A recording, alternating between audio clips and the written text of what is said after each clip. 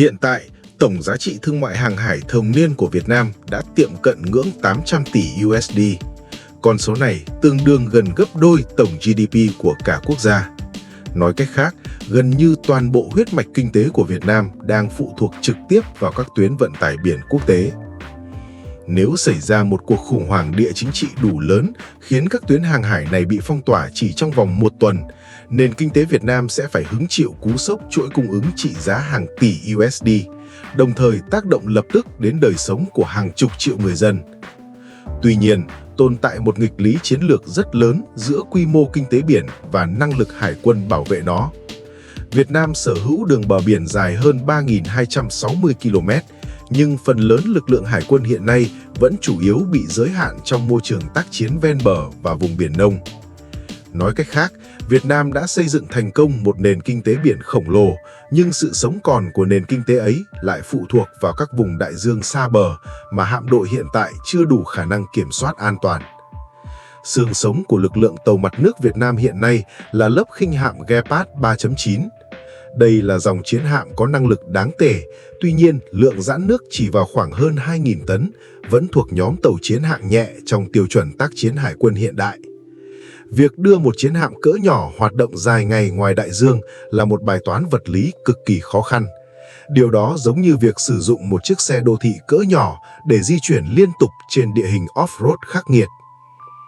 Khi phải đối mặt với các cơn bão biển cấp 7 hoặc cấp 8, hiện tượng chong chành và rung lắc dữ dội không chỉ khiến thủy thủ đoàn kiệt sức về thể chất mà còn làm giảm nghiêm trọng độ chính xác của hệ thống radar và điều khiển hỏa lực. Trong khi đó, các mối đe dọa địa phương đang gia tăng với tốc độ rất nhanh. Nhiều quốc gia lân cận đã bắt đầu triển khai các tàu khu trục nước sâu có lượng giãn nước lên tới 13.000 tấn, đủ khả năng hoạt động ổn định trong điều kiện thời tiết cực đoan và mang theo khối lượng lớn vũ khí cùng cảm biến hiện đại. Do kích thước hạn chế, các chiến hạm hiện tại của Việt Nam không đủ không gian bong tàu cũng như công suất phát điện để triển khai các hệ thống phòng không hạm đội tầm xa quy mô lớn. Trong một cuộc xung đột thực tế, một chiến hạm hạng nhẹ hoạt động xa bờ rất dễ bị áp đảo bởi các đòn tập kích bão hỏa sử dụng tên lửa chống hạm siêu thanh.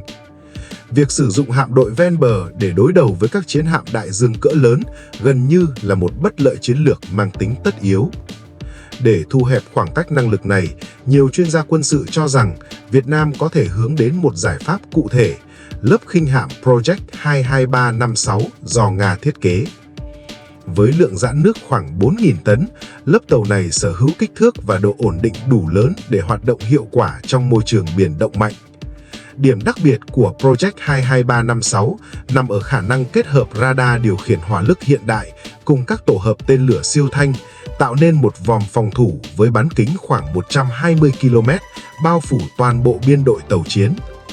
Mọi mục tiêu bay tiếp cận, từ tên lửa chống hạm cho đến máy bay đối phương, đều có thể bị phát hiện và đánh chặn ngay từ rìa ngoài của lớp phòng thủ này. Đây chính là năng lực mà Hải quân Việt Nam hiện còn thiếu nghiêm trọng. Tuy nhiên, câu hỏi đặt ra là vì sao Việt Nam không đơn giản mua trực tiếp các chiến hạm này từ Nga? Câu trả lời bắt nguồn từ sự sụp đổ của Liên Xô năm 1991. Biến cố địa chính trị này đã khiến ngành công nghiệp đóng tàu quân sự Nga mất đi nhiều trung tâm sản xuất chiến lược,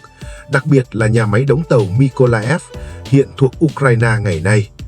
Đây từng là cơ sở duy nhất của Liên Xô có đủ năng lực chế tạo các chiến hạm đại dương cỡ lớn.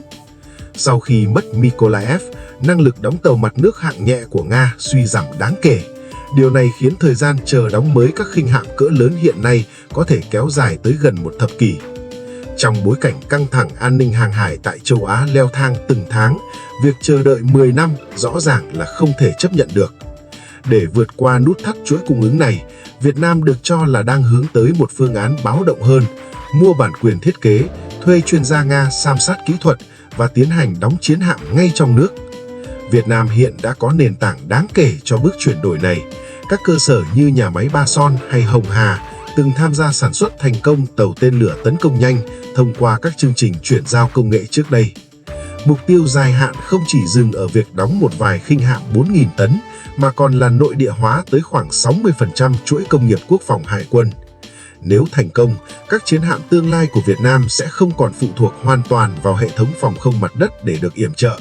Thay vào đó, Mỗi tàu sẽ tự tạo ra vùng phòng thủ radar và tên lửa riêng, cho phép toàn bộ hạm đội duy trì hoạt động độc lập nhiều tuần liên tục tại các vùng biển xa và phức tạp trên Biển Đông.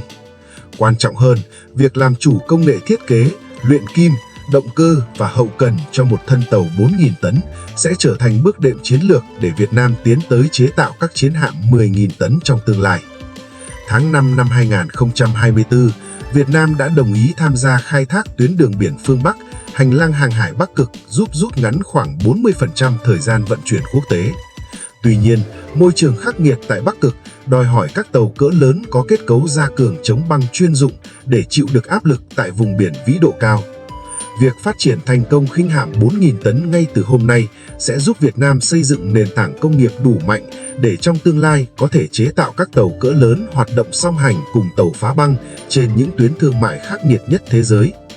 Bằng việc lựa chọn con đường khó khăn nhưng bền vững là tự đóng chiến hạm trong nước, Việt Nam không chỉ bảo vệ chủ quyền hàng hải hiện tại mà còn từng bước xây dựng nền móng công nghiệp nặng và năng lực hải quân nước xanh, qua đó trở thành một đối tác an ninh hàng hải quan trọng trên bàn cờ toàn cầu trong nhiều thập kỷ tới.